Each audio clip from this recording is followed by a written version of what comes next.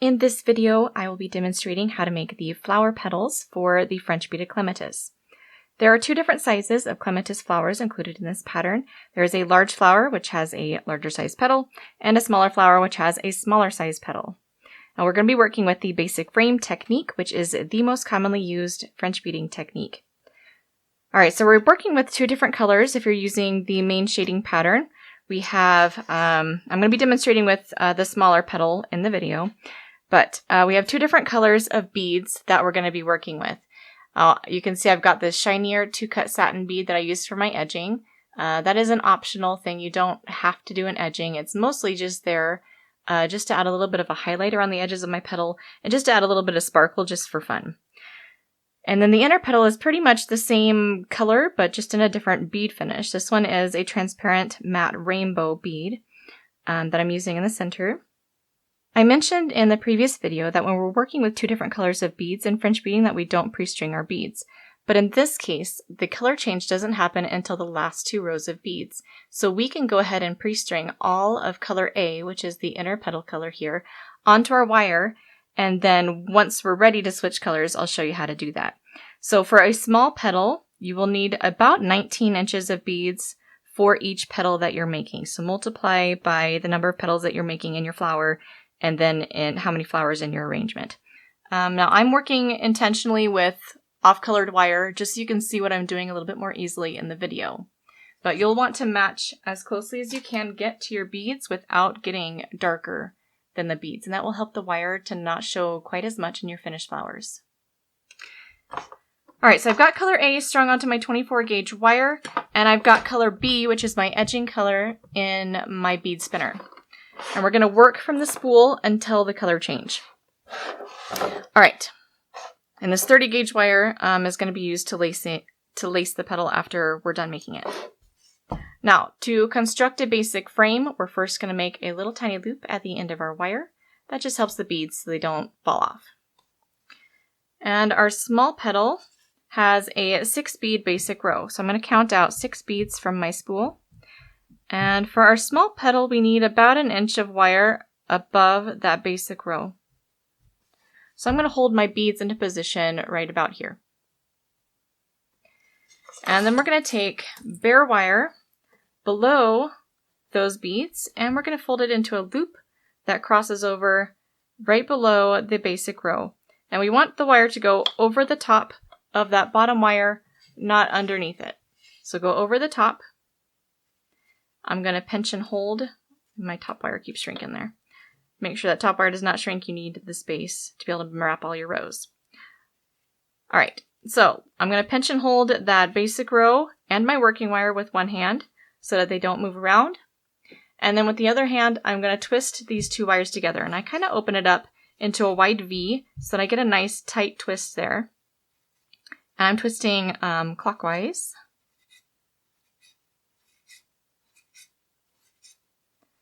Alright, I'm going to straighten this out just by grabbing that top wire and the bottom wire and pulling in opposite directions. Okay, let's go over the parts of the basic frame real fast because these will be referenced in your pattern. This right here in the middle is called the basic row. When counting rows on a basic frame, this is row number 1. It should be right in the center of your petal. The wire that extends from the top of the basic row is called the top wire. The twisted wire below the basic row is the bottom wire. And then we've got a little loop of wire below the bottom wire. Extending out from underneath the basic row is a wire that is still attached to your spool that has all your beads on it. And that is called the working wire. Alright, so make sure that everything is nice and straight. Now we're working with an 11 row basic frame. That includes the basic row as row number 1. So we're going to wrap 5 times all the way around the basic row. Each round is 2 rows of beads. Alright, so I'm going to, my working wire here has this little bit of wire that's not completely covered by my beads, and I want my beads to go all the way down as far on top of that bottom wire as I can. That will help me to cover it. So I'm going to push up that basic row, and I'm going to push down on my working wire, on the beads on my working wire, so they get as far down as I can get them, and then move the basic row back into position. To make row 2, I'm going to fold beads up towards the top wire, and I'm going to make sure that this row of beads is really tight and close together so that I don't have any gaps forming in my petal. If you have too many beads in your row is going to expand outward like that, and it's going to make holes in your finished petal. Now we don't count for anything other than the starting row, so we just measure by sight. As you might use a slightly different number of beads than the designer does, so if you see a count for any of these other rows, kind of take them as a grain of salt and just, ignore them pretty much. All right, now we are making a pointed top and pointed bottom to our petals. That means we're going to need to wrap at a 45-degree angle. The 45-degree angle is a little bit tricky to do. It's going to take some practice, so please don't be frustrated if you don't get it right the first few times. All right, now to measure out my beads, let me show you this here, how I did that. I'm going to cross over at a 45-degree angle with the top wire and then measure out my beads. So I want to make sure that my beads will cover that top wire without going past it. So that goes past my top wire, and that's going to give me a little bit of a wonky wrap there. So I'm going to reduce by 1 bead. And let's see, this would be too few beads because the beads do not reach that top wire and do not cover it. And then if my beads do not cover that wire, it's going to be very exposed in my petal. So get as far onto that top wire as you can without going past it. All right. Now there's 2 different methods for wrapping a pointed top. I'm going to show you both of them. And then you can kind of pick and choose whichever one works best for you. I don't know if there's one that's better than the other. They both give you the same results. I think that this first one I'm going to show you is a little bit easier for most people to learn.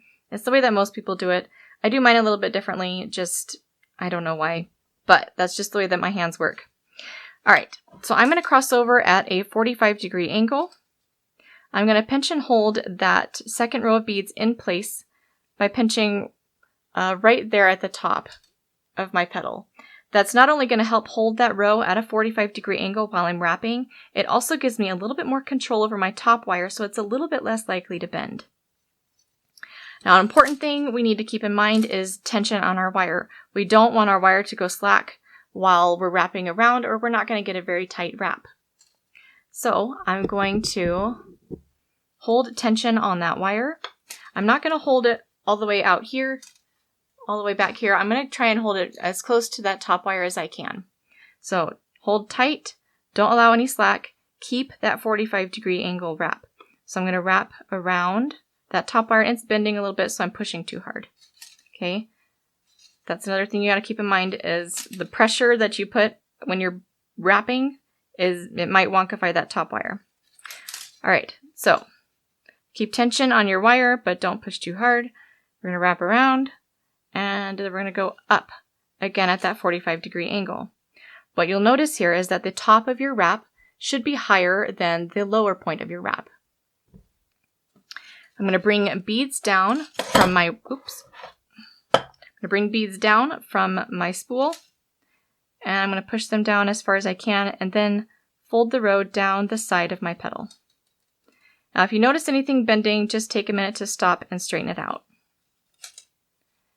All right, fold beads down. I'm going to take a minute to kind of pinch right there at the top to make sure I get a nice point. And I'm going to rotate my petal because it's a little bit easier to work when the wire that you're wrapping around is pointing up. So I'm going to rotate my petal to make row number 3. I'm going to make sure everything is straight first. And again, I'm going to make sure my rows are nice and tight and close together just by kind of pinching them together. Cross over at a 45-degree angle, and then I'm going to measure out my beads so that they kind of go over the top of that bottom wire without going past it. All right, again, I'm going to pinch and hold that new row of beads in place. Make sure that they stay at that 45-degree angle. I'm going to hold my wire at a 45-degree angle and have kind of a medium to taut tension on it. Wrap around and go up at a 45-degree angle, and then fold beads down the side.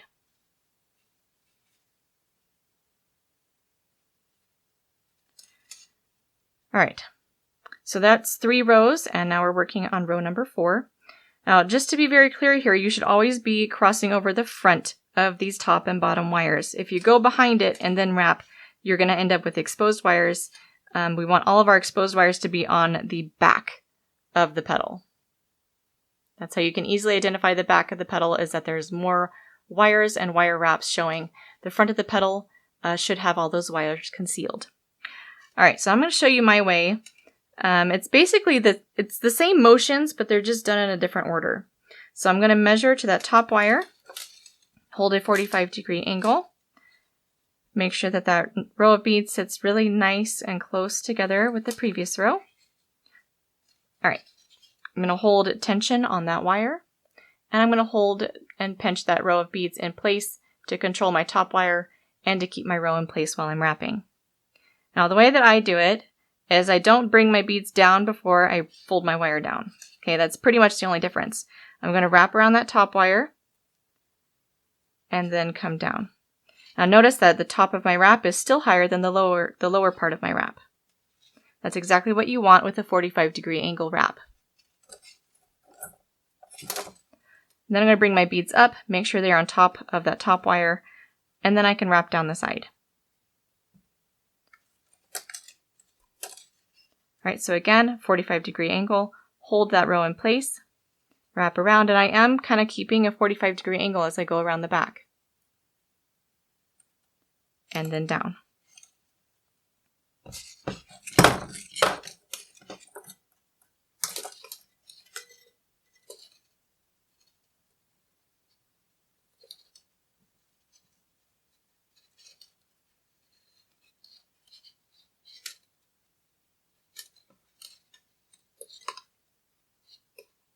All right, something I just did there at the top here I'm going to show you. I actually used my thumbnail to try and get that wrap a little bit tighter. So if you need to, you can use your thumb there to put a little bit of extra tension right there at the wrap so you get a nice tight wrap and nothing slides around on those top wires or the bottom wire.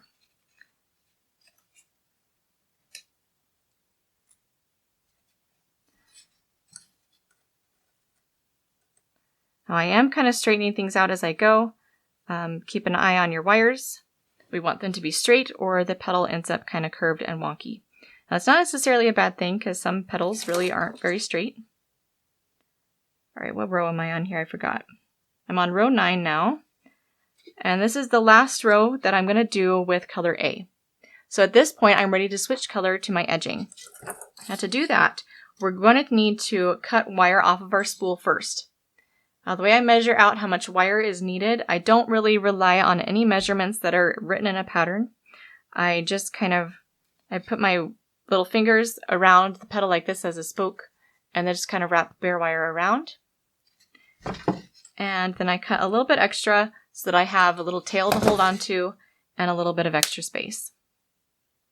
I'm going to straighten out that wire, and then I'm ready to add my edging color. Now, I don't really measure this, I just eyeball it. Okay, that should be plenty for my rows. And I'm going to put a little loop in the end of my wire just so that my beads don't come off. All right.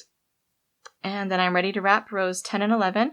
And if you ever have something like this happen where my beads are not down on top of that bottom wire very well, I kind of just do this little lift and push to get those beads down and on top. It makes a little bit of space.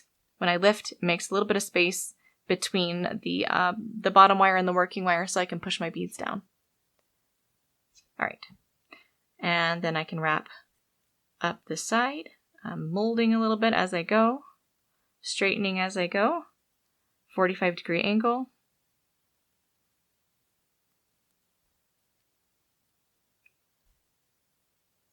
And this is my last row of beads, row 11.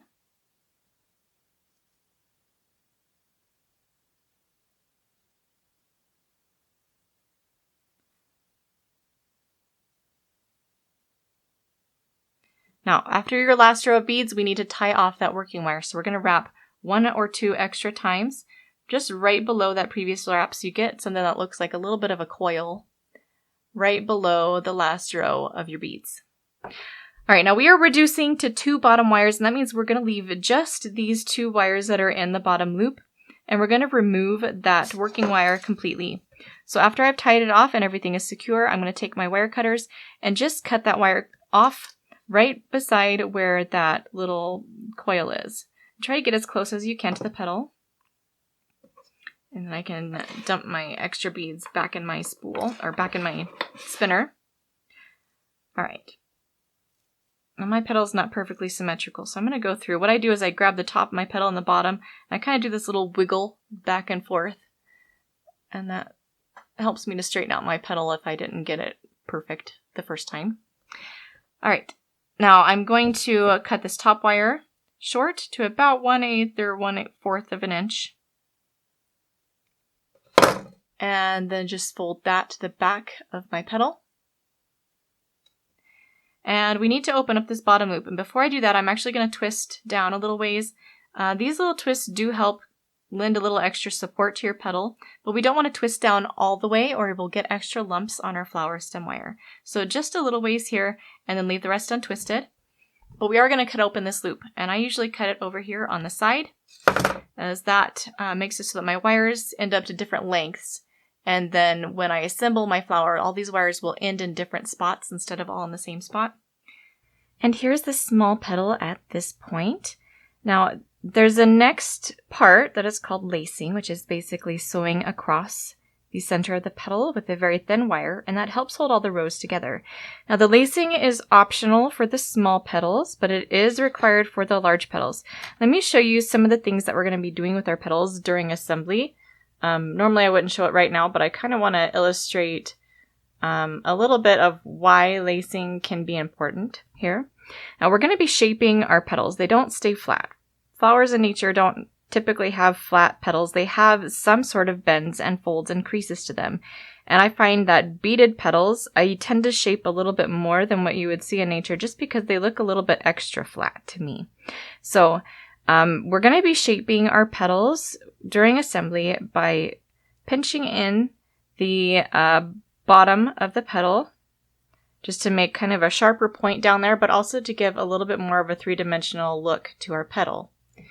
And then we're also going to be bending and molding into more of a wavy, natural shape. All right. Now, do you see here how my row is kind of expanding outward? And it's kind of separating from the other rows. That is why I chose to lace even my smaller 11-row petals. Usually in French beading, people will tell you not to start lacing until row 13 or 14 with basic frame. But I did lace my 11-row petals simply because when I shaped them, some of my rows were separating. Now you could, if you wanted to, just be really, really careful with your shaping to try and reduce the amount of separation if you want to skip lacing on your small petals. But for the large petals, I don't have an unlaced one to show you, but I think it would be a lot harder to keep those rows tamed after shaping. So I do highly recommend lacing those large petals, but you could skip them for the small one if you absolutely want to. All right, now let me go show you how to do the lacing across the petal. All right, so I'm going to cut. I'm using a 30 gauge wire. You can use 32 as well. And usually you need somewhere around 2 or 2.5 times the width of the petal. I usually just eyeball it. All right, so I'm going to cut a little length of that 30 gauge wire, and then I'm going to fold it in half.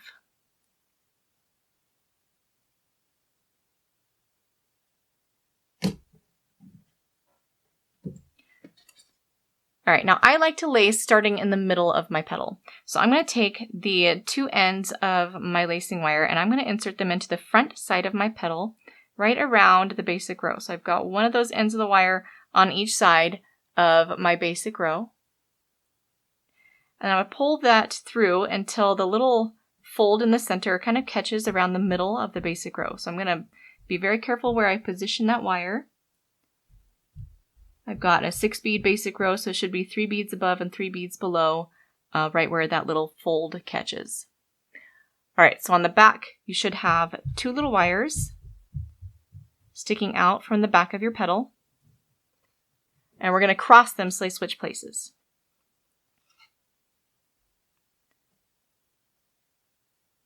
All right.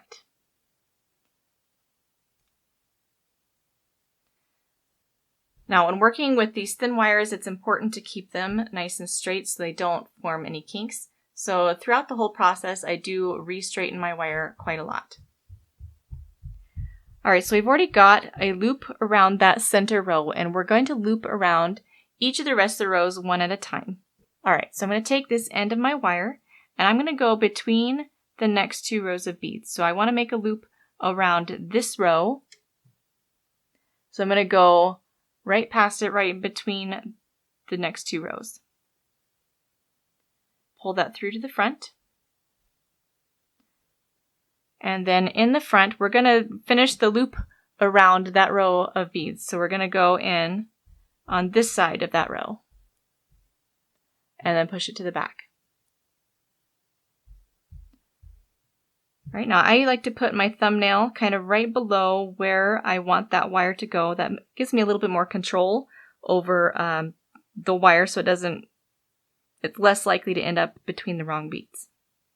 I'm going to pull that really tight. Now, you need to be gentle with these thinner wires. You need to pull it just hard enough to be able to pull it down between those beads. If you pull too tight, sometimes it can snap your wire. All right. Now I'm going to continue looping around each of the rows in order. So I'm going to go, I want to loop around this row. So I'm going to insert my wire on the far side of that row into the front, pull it through,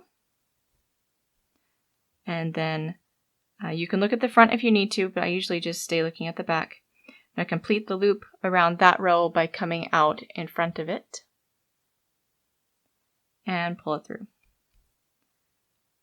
And you do want to check the front to make sure that that wire did go between those beads.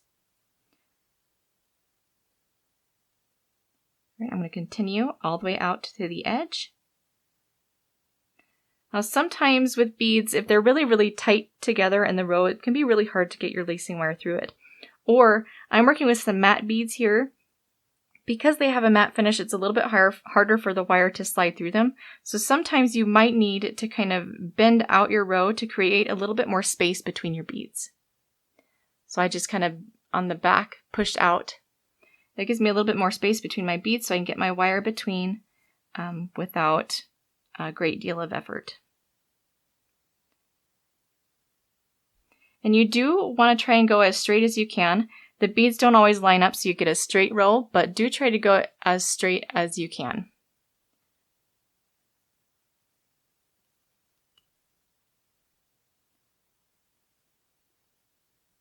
All right, so I just looped around the outer row, and I'm actually going to loop around again around that outer row just as kind of a little tie off for my lacing wire. And then I can cut it off. And if there's any, like this little tag that sticks up, you can just kind of tuck that down. You should be able to run your finger along the edge without any wire poking you. I'm going to do the same thing on the other side of my petal. All right, so there is my finished small petal. And let's see where to go. This is what it'll look like when you've made it in the proper colors of wire. That lacing wire should not show as much as it does with this one. Now your lacing wire will show a little bit more on the back side of your petal because that's where you kind of looped over, and there will be a little bit of wire on the back side of those rows. But on the front side where we did the loop around, it shouldn't show very much at all if you got it all the way down between your beads. Okay, now let's talk about this large petal real quick. For the large petal, it's the same technique, same method, but just a slight bit larger. We've got a 13-row basic frame, an 8-bead basic row, pointed top, pointed bottom. You'll reduce to 2 bottom wires, and then you'll lace across the center with 30 or 32 gauge wire. And you will need around 26 inches of color A for each petal. All right, now let's talk about the number of petals that we're going to need for our flowers.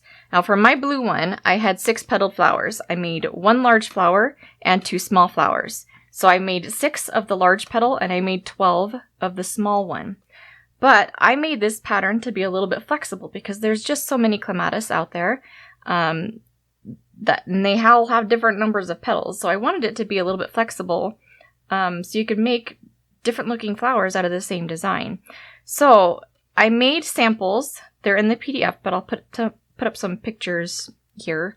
I made some white ones that had 4 petals, and I only used the small flowers for that one, but you could use the large petals if you wanted to. So for the 3 flowers in the 4 petals, I made 12 petals total, 12 small petals total. And then I also made a purple one using 8 petals for each of the flowers. I made, again, 1 large flower and 2 small flowers. So I ended up making 8 of the large petal and 16 of the small one.